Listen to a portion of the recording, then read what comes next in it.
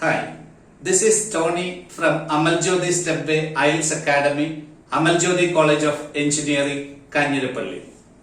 It is the first ever IELTS training institute in India which has got an examination center. Today, I have come here to give you certain tips and techniques on IELTS because our students have proved that these techniques are very effective.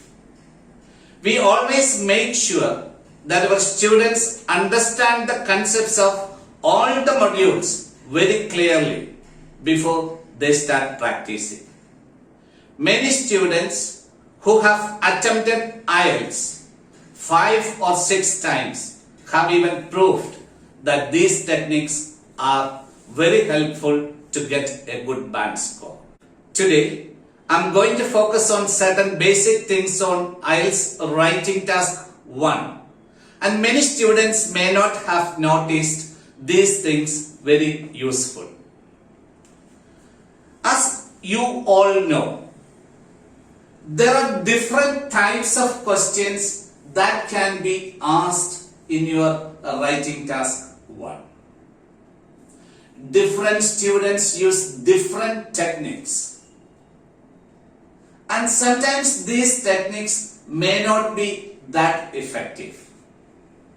I would never say that any other technique is wrong. But I would recommend you to try this technique and you will find your Writing Task 1 effective. So I have said that there are different types of questions that can be asked. And you all are aware of the different types of questions. Have a look at the board and you can see that the types of questions written here. The different types of questions are line graph, bar chart, pie chart, table, combined graph, process that could be in a diagram or a flow chart, and maps. All of you are aware of these questions. Once you are aware of these types of questions, the next thing you have to ask yourself is whether I need to develop one single language to write these questions, or do I have to learn separate languages for all these questions, or can I clump certain questions together and then apply a particular language for that group of questions? What we usually do with our students is that we give them or we divide these questions into different groups. I won't say that this is the only universal type of division. Anyone can use any form of division that is acceptable to make things easy and clear. We have developed a division, and I would focus on this division of questions. So I have divided the graphs in one section and then combined the graph. Combined graph could be a combination of any of these graphs, and then process and map. So today we will be focusing on just one division, that is the graphs, and we are going to see whether we need to develop a single language or more languages. So what I am going to do is I am going to draw all these graphs, and then we will see what a technique that we can develop to write these graphs. Alright, now we have got all the 4 graphs here.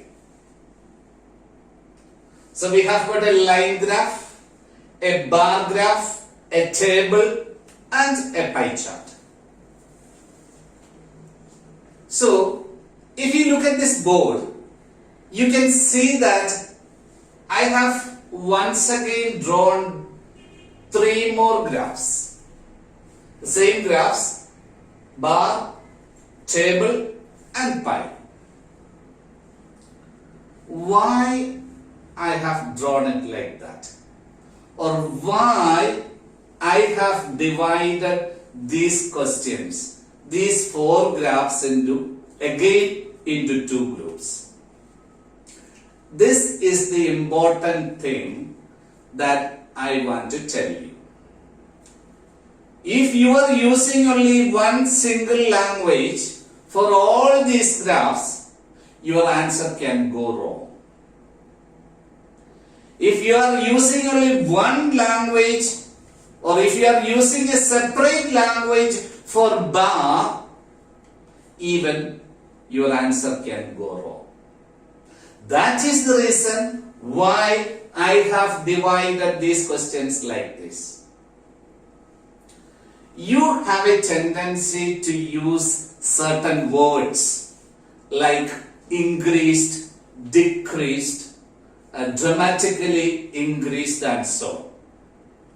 These vocabularies are very important and you have to use these vocabularies in your graphs. But if you are using these vocabularies in all the graphs, there is a problem.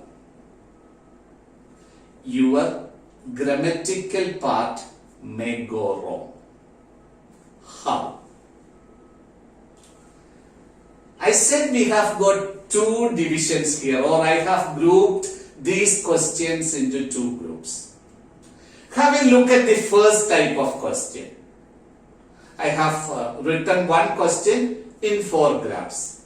So it is the percentage of passengers who use the public transport in a town from 2012 to 2015. So look at the years there. You have got from 2012 to 2015.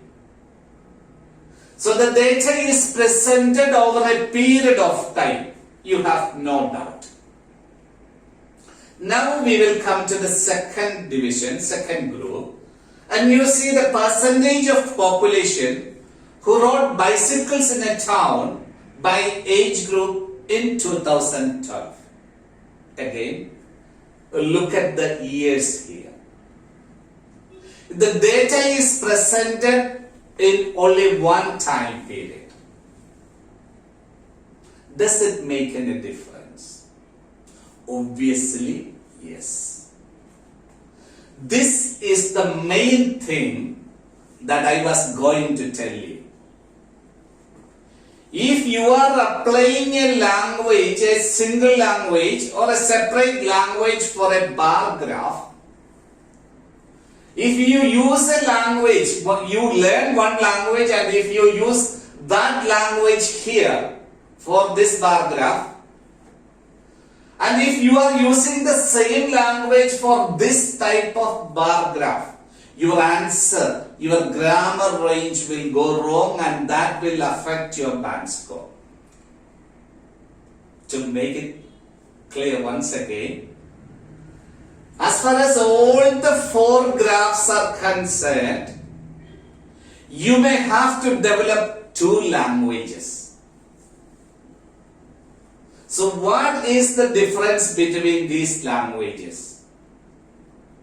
When the data is presented over a period of time, more than 2 years, 2 or more years, that data can be called as a dynamic data, changing. The data changes over a period of time. When a data is presented, in the second part, when a data is presented with reference to only one time period, that is called as a static data. This is the main difference that you have to understand, or you have to make it clear that you may develop a single language for dynamic data, whether it is line, bar, table or pie, and you may have to develop another language for static data, that is for table, bar and pie. So to conclude this session, you have to understand that you may have to develop 2 languages to write 4 graphs. So the next important thing that we are going to focus is how to write these graphs, or what type of languages do we need to develop. I will focus on one group and will give you a detailed class on the language needed for this particular group. So we will continue that class in the next session. And if you like this video, please like it and share it. And if you would like to get notifications on our further classes, please don't forget to click the bell button.